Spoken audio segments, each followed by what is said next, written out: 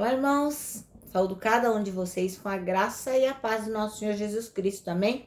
Meu nome é Miriam Anita e hoje a gente está aqui para aprender com o pastor Farley Monteiro Filho.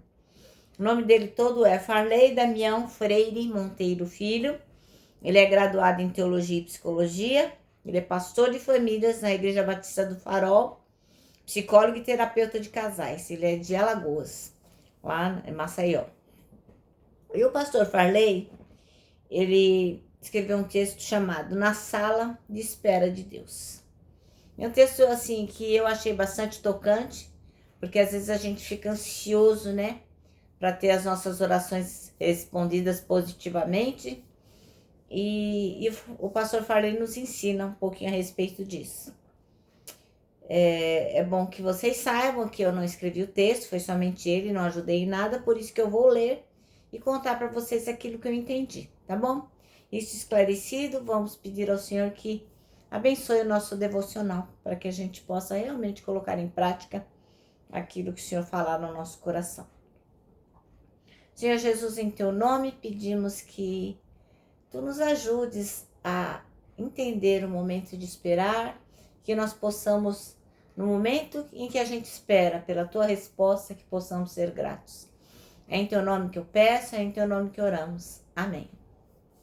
Bom, então a nossa porção bíblica está em Números, capítulo 12, nós vamos do versículo 1 até o 9. E diz assim, ó, vai falar daquele bafão lá entre a Miriam e o Arão, falando mal do Moisés, né? Muitas vezes a gente faz isso, né? Acaba falando mal dos outros. E Deus não se agrada disso. Então Miriam e Arão começaram a criticar Moisés, porque ele havia se casado com uma mulher etíope. Será que o Senhor tem falado apenas por meio de Moisés? Perguntaram. Também não tem ele falado por meio de nós? E o Senhor ouviu isso. Ora, Moisés era um homem muito paciente, mais do que qualquer outro que havia na terra. Imediatamente o Senhor disse a Moisés, a Arão e a Miriam: dirijam-se à tenda do encontro, vocês três. E os três foram para lá.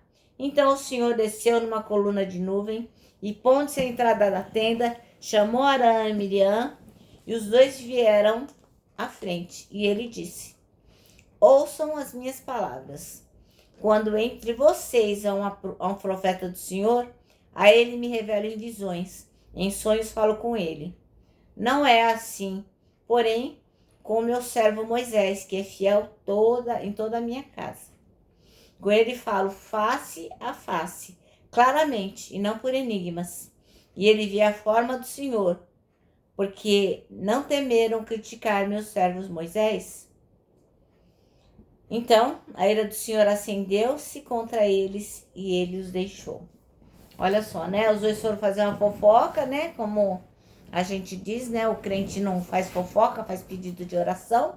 E os dois lá estavam tricotando, o Arão e a Miriam, e o Senhor não gostou nada daquele tricô. O pastor Farley escolheu o versículo 3 para ser o nosso versículo-chave. E diz assim, ora, Moisés era um homem muito paciente, mais do que qualquer outro que havia na terra. Olha que interessante, né? Às vezes a gente só fala da paciência de Jó, né? Que Jó era muito paciente. Mas a palavra diz que Moisés era o homem mais paciente que tinha na terra. E a gente sabe, né, irmãos? Esperar não é fácil. Eu, por exemplo, assim, fico bastante angustiada quando tem que esperar, né? E agora, esperar, quando a gente faz um pedido para Deus e a gente fica na sala de espera de Deus, aí é pior ainda, né, irmãos? Porque a gente nem sabe como é que vai ser a resposta, se o Senhor vai nos atender, se vai vir lá uma solicitação para que a gente possa ter o nosso problema resolvido, né? A gente fica aguardando e não tem previsão nenhuma de resposta. E é muito difícil. Para mim, especialmente, essa mensagem falou demais, que para mim é muito difícil aguardar por esses momentos. Então, irmãos, por esse motivo, o pastor Farley diz aqui que a gente tem que ter em mente que a gente não tem que ser só pensar de como que é penoso, como que é difícil, como que ai, a gente fica angustiado de esperar. Mas lembrar que o fato de nós estarmos ali, ó, na sala de espera de Deus, aguardando a resposta dele, é um momento de aprendizado, é um momento para a gente aprender. Porque como diz o ditado, né? Perde a bênção, mas não perde a lição. Mesmo que você não consiga alcançar aquilo que você solicitou para Deus, pelo menos aprende naquele momento algo para sua edificação espiritual. E esse texto que a gente leu hoje vai falar sobre um conflito, né? Diz que me disse que estava entre Arão e Miriam e Moisés. Mas é assim, o que eu achei bem legal e que também o pastor Farley assim, apontou aqui, é que Moisés era um homem muito, muito paciente. Então, bom, tá na cara, né? Se a gente for ler a trajetória de Moisés, é de ficar pasmo. É como a gente fala, né? A gente fala muita paciência de Jó, mas se a gente for ver tudo que Moisés passou, a paciência que ele teve que ter, nossa, para ele até ele chegar a viver realmente o tempo de Deus, nossa, é um exemplo para nós, né? Para começar, né? Quando o Moisés nasceu, ele foi morar lá no palácio, ficou lá com a mãe, com a rainha, enfim, com a princesa, assim ia. Mas aí, olha, a ida do palácio dele, definitiva, só aconteceu quando ele tinha 40 anos, né? A saída dele do palácio só aconteceu quando ele tinha 40 anos, porque ele nasceu, foi colocado no rio, a irmã dele, Miriam, minha xará, foi lá, pegou, colocou a princesa e ele viveu lá.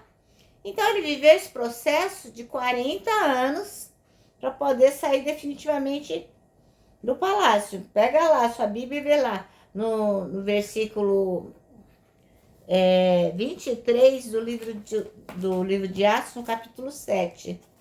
Diz assim, ó. Ao contemplar 40 anos, Moisés decidiu visitar seus irmãos israelitas. E aí o que aconteceu? Foi aquele lance lá, que ele viu um brigando com o outro e tal, e ele acabou matando, escondendo o corpo e deu aquela confusão lá, que depois ele ficou com medo e acabou fugindo. Aí o que aconteceu? Aí ele fugiu, porque tinha matado uma pessoa, ficou com medo de ser delatado, e ficou lá em Midian mais 40 anos. Haja paciência, né, irmãos? Ele já tinha 40, aí mais 40, 80. Aí depois, Deus ainda comissionou Moisés para tirar o povo chato do Egito. E aí foram mais 40 anos no deserto. Mas para além de ser 40 anos rodando no deserto, a encheção de saco desse povo que só reclamava, que tinha saudade de ficar no Egito, porque se a gente tivesse ficado lá, a gente tava comendo carne, a gente tava isso, a gente tava... Um jeito de reclamão. E esse homem, santo homem, que paciência que ele teve, né? Então, irmãos, pensa bem, quanto tempo foi para Moisés ficar na sala de espera de Deus, né? Um tempo que ele ficou lá, muitas vezes, não sabendo nem o que estava esperando. E ao final, né, nem entrou na Terra Prometida. Passou por praga, por um monte de coisa, e no final nem entrou na Terra. Pensa numa pessoa paciente. E não tem nenhum relato aqui de Moisés reclamando, murmurando, né? Nada disso. Então, irmão, a mensagem de hoje, ela tá falando no nosso coração o seguinte: eu não sei o que você tá esperando. Eu não sei o que você tá precisando. Talvez a cura para o mal, talvez que seu casamento seja restaurado, talvez um emprego melhor, ou conseguir um emprego, talvez paz na sua casa. Eu não sei, irmão, se você está precisando, eu não sei. Mas uma coisa é certa. Enquanto você está aguardando a resposta de Deus, que você possa se lembrar que tem um tempo certo para você sair dessa sala de espera. Existe um tempo certo. O tempo de Deus. Então, a sala de espera é o lugar que Deus vai usar você para fortalecer. Vai usar aquele tempo para que você tenha o seu caráter fortalecido e a sua fé. Parece cruel, né? Mas nós temos que confiar que o tempo de Deus é um tempo melhor que o nosso tempo. Que nós possamos realmente ficar na sala de espera, certos de que o Senhor está cuidando de nós e que Ele tem, sim, o melhor para nós, nos transformando, forjando o nosso caráter nesse tempo que estamos lá, na sala de espera de Deus, aguardando, né? Que algo que a gente pediu, que a gente necessita, possa acontecer. Nosso manancial termina assim, ó. A sala de espera é o lugar de Deus que Deus vai usar para fortalecer o seu caráter e a sua fé. Amém? Bom, irmãos, então eu peço a Deus que tenha misericórdia de mim, que me entenda quando eu fico aflita e eu tô lá na sala de espera de Deus. Eu quero que Ele tenha misericórdia de mim, para que eu possa compreender essa verdade eterna que nós acabamos de aprender. Agora, meus irmãos, eu termino dizendo que o abraço é o encontro de dois corações. E o encontro de dois corações só dá certo em reuniões como as nossas, né? Daqueles que creem que o Senhor está fortalecendo o nosso caráter e na nossa fé, quando a gente está aguardando uma resposta de Deus. E é por isso que eu deixo meu abraço diário de ursa. Irmãos, também quero que você se lembre, inclusive quando você estiver na sala de espera de Deus, o que está escrito no Salmo 73, 26. Deus é a minha força, Ele é tudo o que eu sempre preciso. E agora eu me despeço, né, com a minha palavra de ordem, que é confia em Jesus.